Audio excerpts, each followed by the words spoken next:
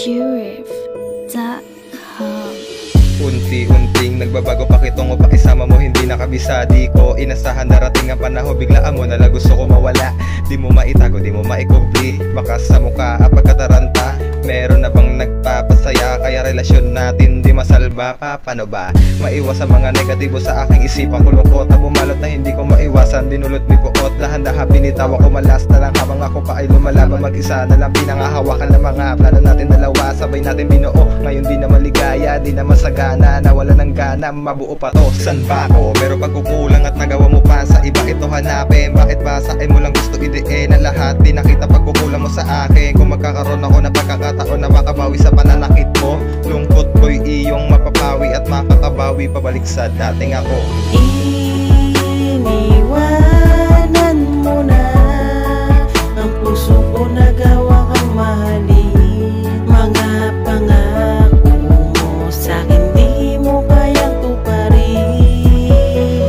Dahan-dahan mo akong tinalikuran.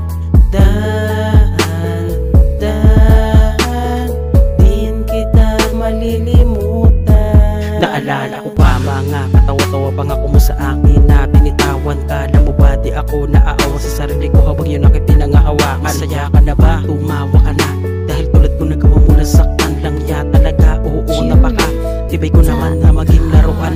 Tangina lang, yun ba yung kapalit na ginawa ko sa iyo? Katapatan di ko namalayan at di ko inasahan ganun na maging kahantungan. Ang aking pagmamahal sa iyo halos labis aking sagarin. Matatawag bang hangal ako kung hindi kita kayang biguin?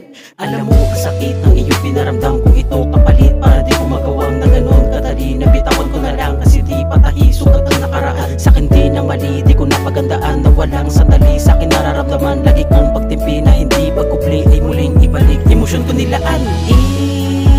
Iniwanan mo na ang puso ko, nagawa kang mahalin.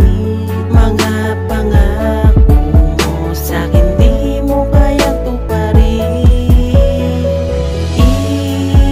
Iniwanan mo na ang puso ko, nagawa kang mahalin. Mga pangako mo sa'kin di mo kayang tuparin. Dahan-dahan mo akong tinalikuran. Dahan-dahan din kita malilimutan.